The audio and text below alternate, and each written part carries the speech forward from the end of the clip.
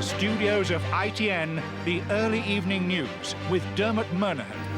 Good evening. Within the last few minutes, the parties involved in the Northern Ireland peace talks have reached an agreement. The dramatic announcement by the talks chairman, George Mitchell, followed a seesaw afternoon which saw the discussions hit serious trouble. The snack came with a split amongst the Ulster Unionists. There were angry words all round and a personal intervention by President Bill Clinton. But the difficulties over decommissioning were resolved to pave the way for an historic settlement. This was the statement from Mr Mitchell. This has been a truly remarkable experience for me.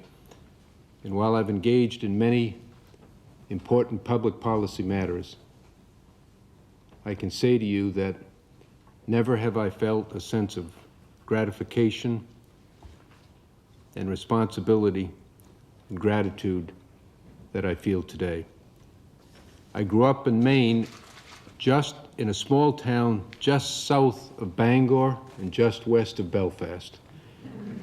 And so when I came here, I thought you'd change the names of these towns to make me feel at home, and in fact you have.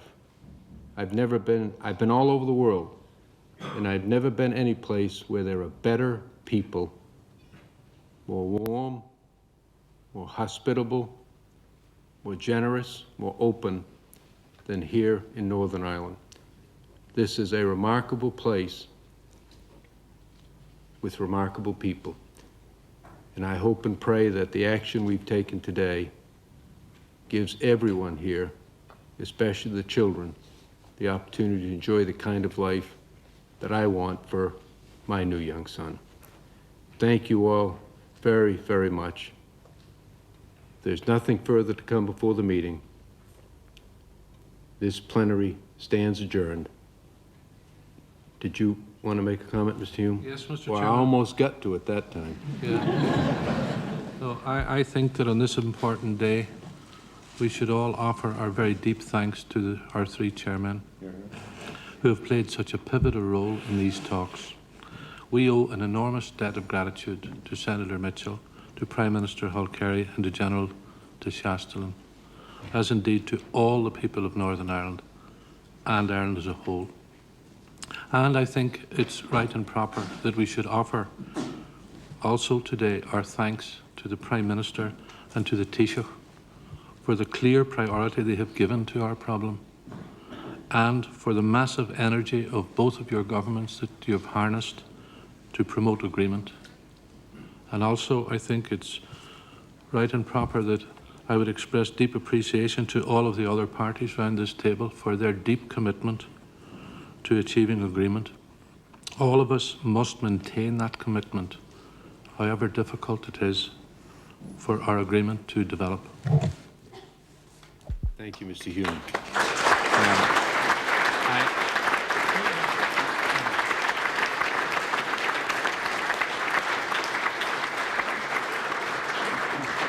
I want to remind everyone that momentarily each of the leaders will be asked to speak on live television, although the plenary will be adjourned, will remain here in this session. So everyone will have the opportunity to speak. Mr. Adams, do you?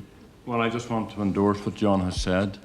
Muila buíochas, Díobse Gúilear. Thank you very, very much for all of your efforts and for all of your endeavours. Well, let's go live now to our Ireland correspondent, John Irvine at Stormont. John, the end of a very long week. Just describe the mood there now. Dermot, what extraordinary developments there have been here. Behind me you can see the two Prime Ministers, Tony Blair and Bertie Ahern, the two senior stewards of this process, the two heavyweights who had to come in here, Mr Blair on Tuesday, Mr Ahern on Wednesday. Mr Ahern, of course, had to interrupt his mother's funeral to come here. So intense were the negotiations at that stage. The two men are celebrating a moment in history. What extraordinary pictures those were from inside castle buildings here. Gerry Adams of Sinn Fein, David Trimble of the Ulster Unionists, two age-old enemies clapping together, celebrating a new deal, a new settlement, a way forward for Northern Ireland. Nobody here has ever seen anything quite like this. Is there a palpable sense of excitement? There is, of course. I mean, this is new territory for all of us. There are journalists here, there are cameramen here who are terribly emotional about what they've seen here. Men and women who have spent their careers covering the Troubles. They're seeing something good come out of this.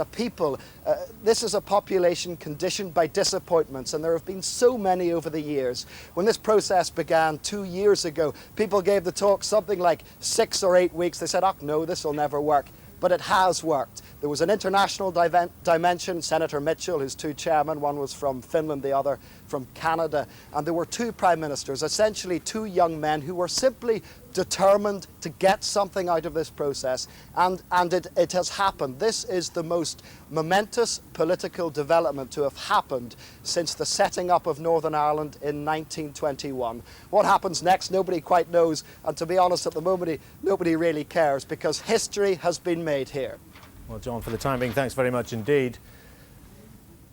Now, just a few moments ago, this is what the Prime Minister, Tony Blair, had to say. The essence of what we have agreed is a choice. We are all winners or all losers. It is mutually assured benefit or mutually assured destruction here.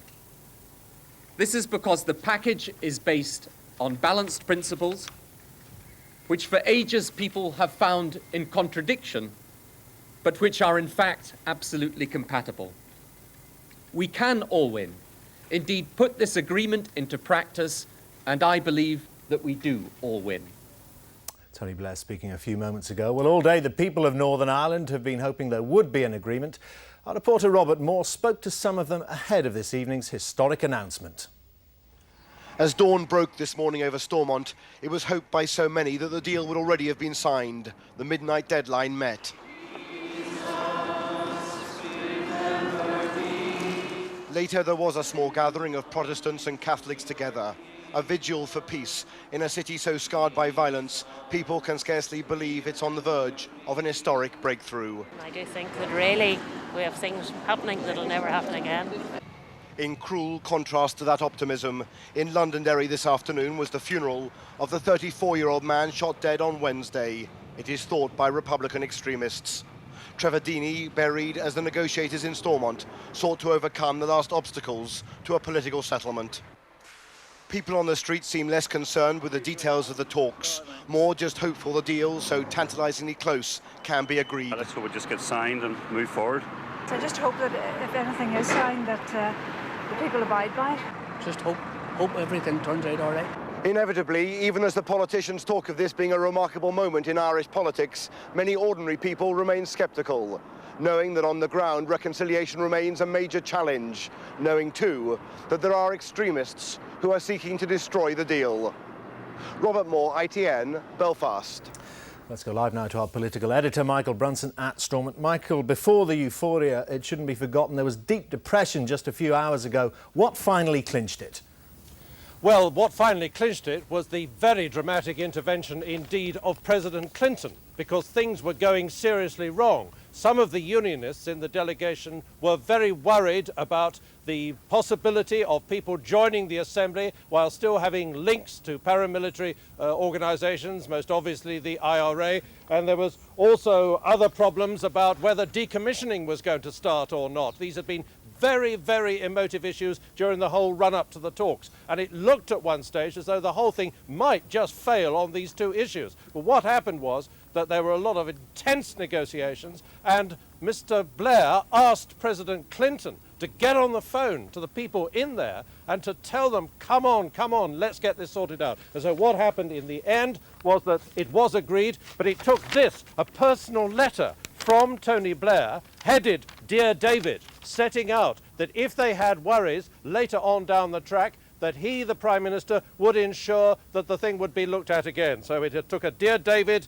yours, Tony Blair letter to get the thing sorted out. But my goodness, they have got it sorted out, an enormous sense of relief that they have. So, Mike, a roller coaster day, a roller coaster week. Have you ever seen the likes of it?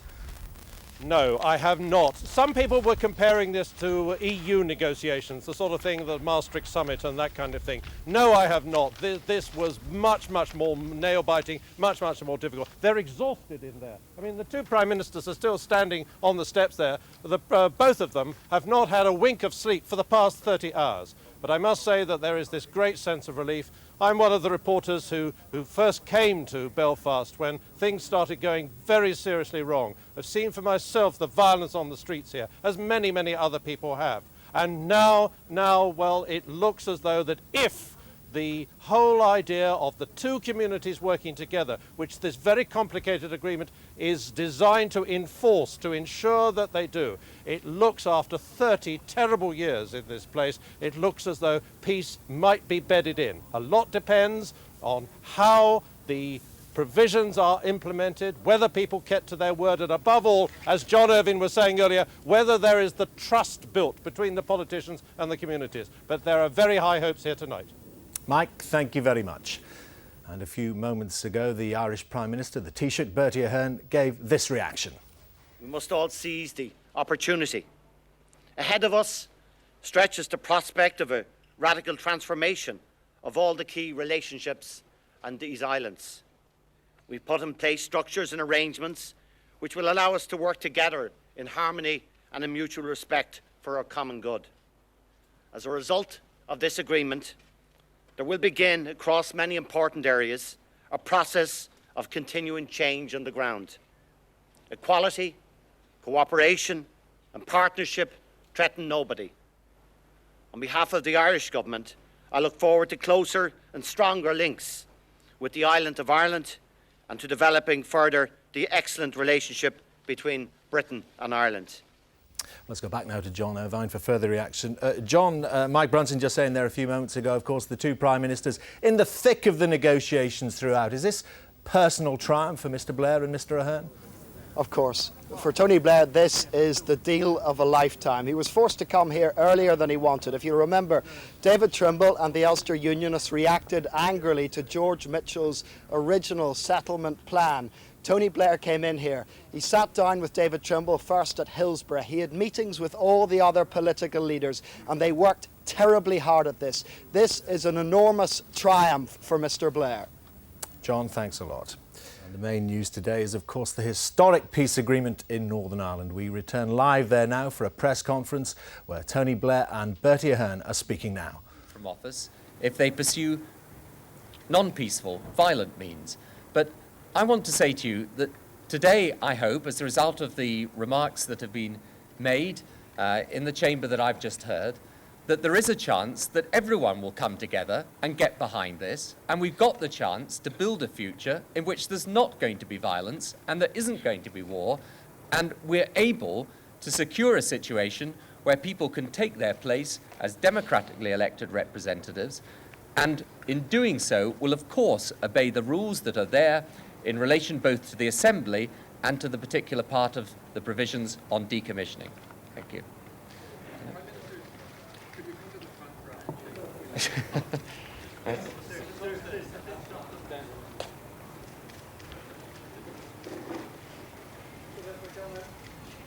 A handshake for the two Prime Ministers who, of course, were crucial to this historic peace deal at the end of 3 days for them of marathon negotiations. At one stage today, of course, there was a major snag in the talks over the issue of decommissioning of arms. A personal intervention from President Bill Clinton, and Tony Blair managed to sort that one out. Northern Ireland, of course, rejoicing tonight as news of that deal came through. We'll be back later on, of course, with the very latest from Northern Ireland as soon as it happens. Tonight, our late news is at 9:20. We'll have full reaction from the community there, from the politicians involved, from our own correspondents who covered the talks from start to finish, from Mike Brunson, from our Ireland correspondent, John Irvine. For now, though, from me, goodbye.